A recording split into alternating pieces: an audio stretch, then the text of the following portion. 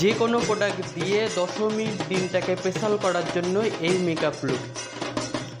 তো hello friends, welcome to my channel. তো পুজো এসে গেছে, পুজোর দিনগুলোকে স্পেশাল করার জন্য প্রত্যেকেই কম বেশি মেকআপ করে থাকো। তো আজকে এই দশমীর লুকটা আমি ক্রিয়েট করেছি।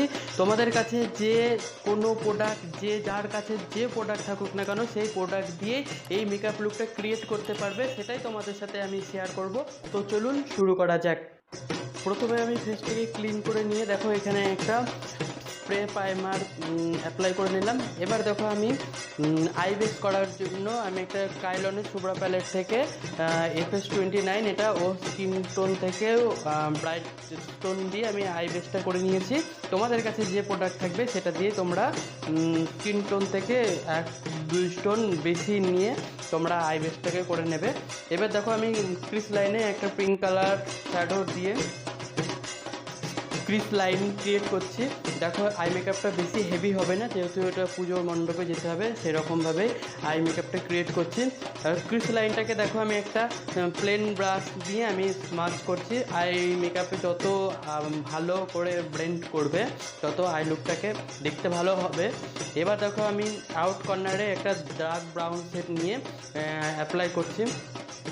এবার এই ডার্ক ব্রাউনটাকেও কিন্তু ভালো করে ব্লেন্ড করতে হবে। দেখো যত ভালো ব্লেন্ড করবে আই লুক ততটাই দেখতে সুন্দর হবে।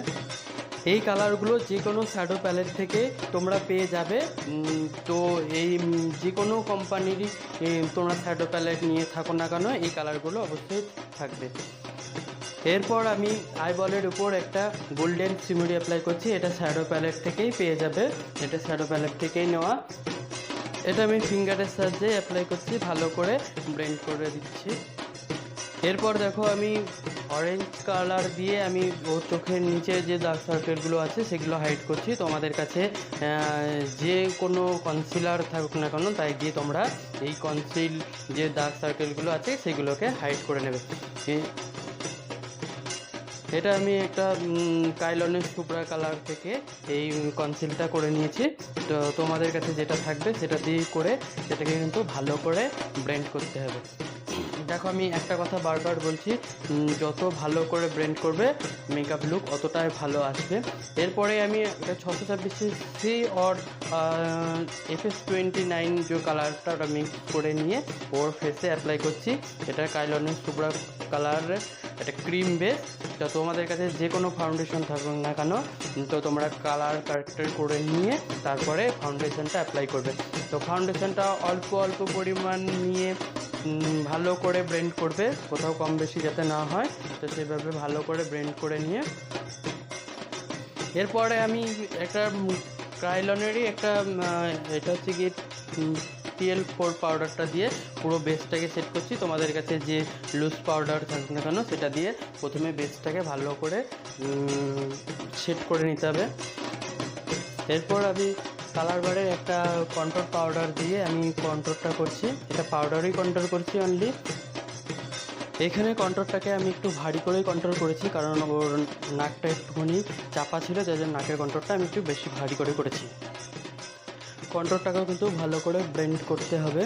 এরপর দেখো একটা ব্লাশার অ্যাপ্লাই করছি। এখানে আমি আই ম্যাজিকের ব্লাশার অ্যাপ্লাই করছি। তোমাদের কাছে যে কোম্পানির ব্লাশার থাকবে না সেটাই তোমরা অ্যাপ্লাই করতে পারো। ব্লাশার ছাড়া তো মেকআপ সম্পূর্ণ হয়ই না। এবার হাইলাইটার তো অবশ্যই দরকার। তো আমি এখানে ওর স্কিন টোন অনুযায়ীতে হাইলাইট করছি। তোমাদের যে স্কিন টোন থাকবে, কিউকি লুকটা ন্যাচারাল দেখানো অবশ্যই দরকার, তো স্কিন টোন অনুযায়ী হাইলাইটারটা করছি, তোমরাও সেইভাবেই করবে।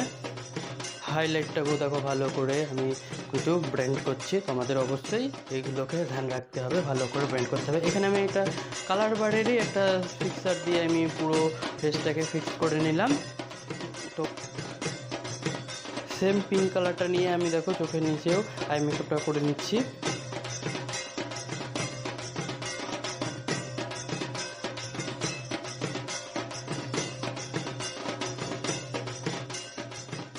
এখানে আমি একটা জেল লাইনার অ্যাপ্লাই করছি। তোমাদের কাছে জেল লাইনার, লিকুইড লাইনার থাকুক না কেন তোমরা সেটাই অ্যাপ্লাই করতে পারবে। তবে একটা দিকে ধ্যান রাখবে, দুটো চোখে কিন্তু সমানভাবে অ্যাপ্লাই করতে হবে।